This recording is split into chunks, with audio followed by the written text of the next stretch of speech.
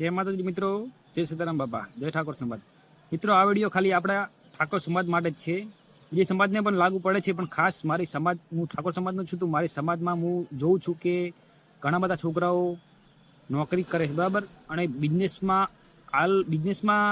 ચાલુ કર્યો છે ઘણા બધા છોકરાઓએ, પણ હજુ પણ છોકરાઓ મતલબ અમુકની વિચારસરણી થોડી અલગ છે, તો હજી પણ સુધી નોકરી કરે છે. મતલબ નોકરી એટલે તમે નહીં માનો, ઓછામાં ઓછા કોઈ પણ નોકરી કરતા છે ને એ લોકો તો 5 વર્ષ 10 વર્ષથી નોકરી કરતા છે. બાર ને અમુક તો જૂના માણસો 20 વર્ષથી નોકરી, કેમ કોકને પૂછ્યું કે કેટલા વર્ષથી નોકરી કરો, તો કે 20 વર્ષથી. હા, હું તો વિચારમાં પડી ગઈ, કારણ કે આપણે શું છે હાલની જનરેશનમાં, આપણે મતલબ પોતાનો ધંધો છે, બરાબર. તો આપણને બિઝનેસ છે, બિઝનેસમેનનો વિચારો એટલે બિઝનેસમેન જેવું માઇન્ડ એટલે બિઝનેસ વિચારો આવે. તો આપણે બિઝનેસમાં આવ્યા, બરાબર. તો એની પહેલાં પણ આપણે નોકરી જ કરતા હતા. મેં પણ લગભગ ખાસા વર્ષ નોકરી કરી છે મારા ખ્યાલથી, બરાબર. તો મિત્રો, આપણી સમાજમાં, ઠાકોર સમાજમાં કેવું હોય કે ક્યાં આગળ નોકરી કરે ને તો અમે ઠાકોર ભાઈ કેવા દિલદાર હોય, ઈમાનદાર હોય. તો એ લોકો નોકરી કરતા હોય ને ત્યાં આગળ નોકરી જ કરે જાય. પછી બિઝનેસ એમ ના થાય કે હું મારા ઘરનો ધંધો કરું. જેમાં નોકરી કરતા એ વસ્તુ એક માણસ ઘરનું કરી, બરાબર. અને હાલ તો તમને પહેલા નહોતું થતું, કારણ કે હાલ તો આપણને બેંક પણ સહાય આપે છે. થોડું ઘણું આપણે નોલેજ હોય ને, તો થોડું ઘણું ભણેલો હોય, થોડું ઘણું વાંચતા લખતા આવડતું હોય, થોડું નોલેજ હોય, તો આપણને લોન લઈને પણ આપણે એ ધંધો કરી શકીએ છીએ. અને એ લોનના પૈસા આપણે એ ધંધામાંથી પાછા આપી શકીએ છીએ. પણ પોતાનો ખાલી જીગર હોવી જોઈએ કે આ વસ્તુ મારે કરવું છે, મગજમાં ફિટ હોવું પડે કે આ વસ્તુ મારે કરવું છે, બરાબર. તો આપણે કરી શકીએ. તો મારી સમાજના મિત્રોને એટલી વિનંતી છે કે તમે જે લોકો પણ નોકરી કરતા હોય, બરાબર, નોકરી કરો એનો કોઈ વાંધો નહીં. અને જે નોકરી કરો એનો કોઈ વાંધો નહીં, બરાબર.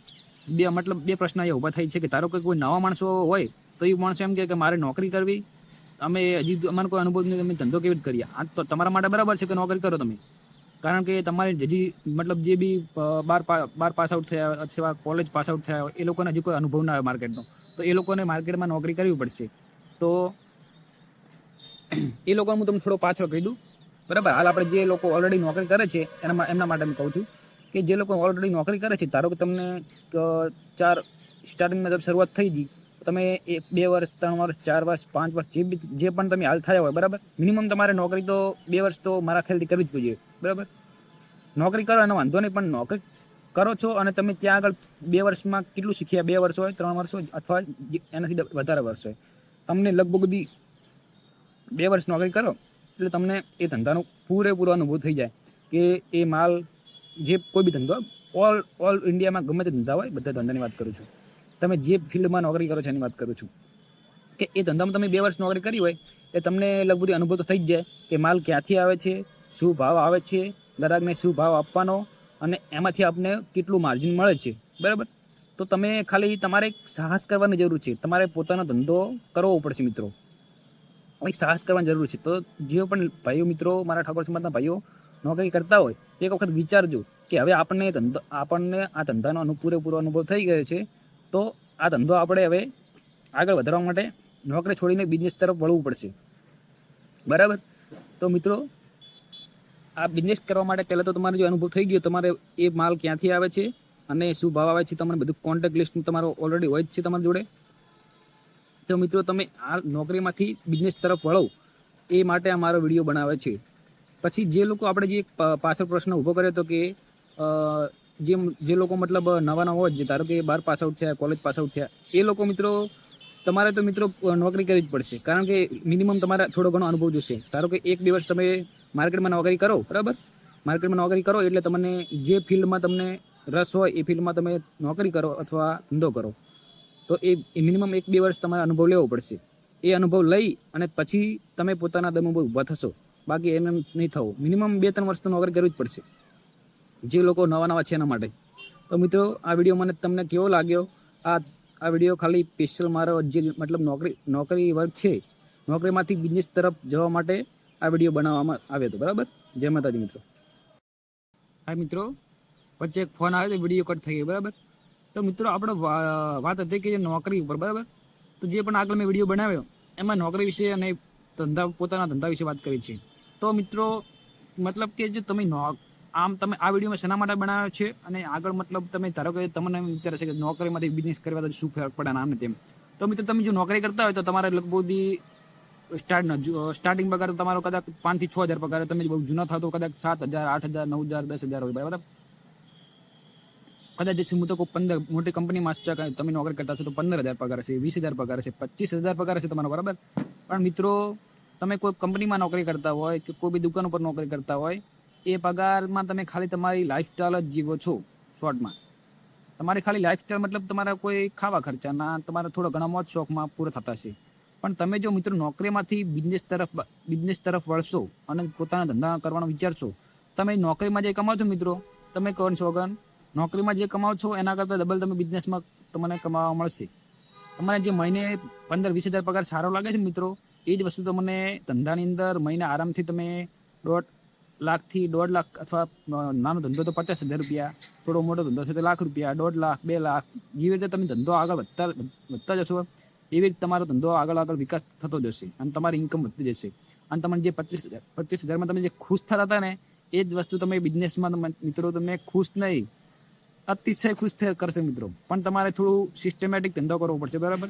માર્કેટિંગ થોડું કરવું પડશે, થોડું ઘણું બધું મિત્રો તમને બધું આવડવું જોઈએ. પણ એક તો પોતાના અંદર સાહસ કરવાનું પાછું નહીં પડવાનું મિત્રો. ગમે તેવું થાય તમે નવો ધંધો શરૂઆત કરશો તો થોડો ઓછો ચાલે છે, પણ ધીમે ધીમે માર્કેટમાં તમે આવશો. અને નવો ધંધો હોય એટલે તમારે થોડું સાહસ કરવું પડશે કે એક વખત મગજમાં ફિટ રાખવાનું કે આટલા પૈસા મારે રોકાણ કરવા છે અને આટલા ટાઈમ માટે છોડી દેવા છે, કે આટલા ટાઈમ માટે હું ધંધો ખોલીને ભૂલી જવાનું કે આ પૈસા મેં ધંધામાં રોક્યા છે, બરાબર. એવું કરવું પડશે તો જ મિત્રો તમે ધંધામાં આગળ આવશો. તમને તકલીફ બહુ ખૂબ પડશે, ઘણી તકલીફ પડશે મિત્રો. તમને એમ થશે કે આ ધંધો નથી કરવો, છોડી મૂકવો છે, પણ તમારે ટકી રહેવું પડશે તો જ તમને ધંધો આગળ લઈ જશે. અને એ ધંધો તમને આગળ જઈને તમારા સપના પૂરા કરશે. અને તમે ત્યાં નોકરી કરતા છો ને તો તમારા સપના પૂરા નહીં થાય, તમારા શેઠના સપના પૂરા થશે. આ વસ્તુ મિત્રો યાદ રાખજો, આ વસ્તુ કોઈ તમને નહીં કહે, બરાબર. તો મિત્રો મારા વાતને તમે મગજ ઉપર થોડો ભાર આપજો. અને પોતાના સપના પૂરા કરવા હોય તો મિત્રો તમારે ધંધા તરફ વળવું પડશે.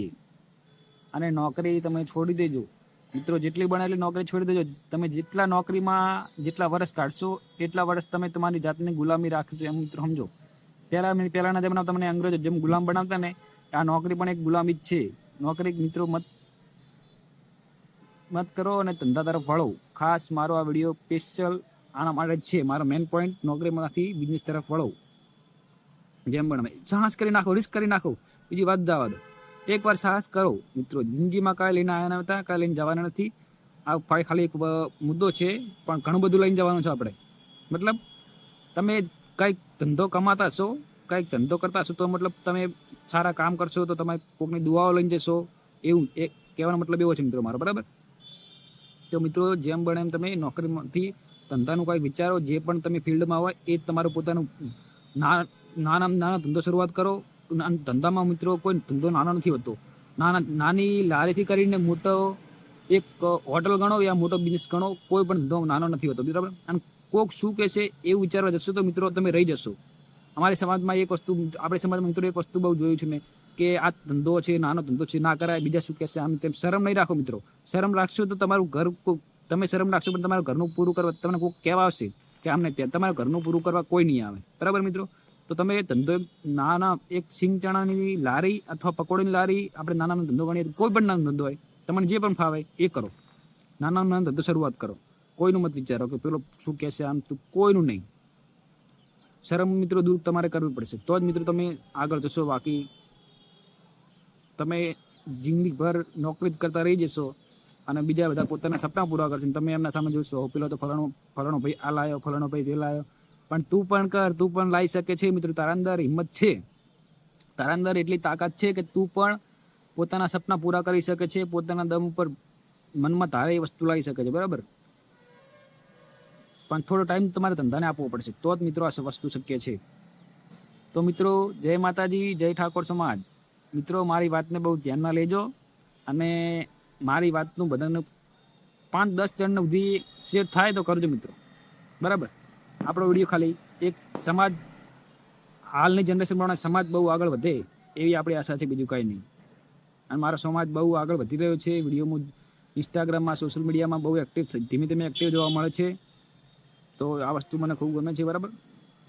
સમાજને આપણે સપોર્ટ કરીએ છીએ અને સમાજ પણ આપણને સપોર્ટ 100% કરશે મિત્રો. આપણો સમાજ હવે બહુ આગળ વધી રહ્યો છે. જય ઠાકોર સમાજ.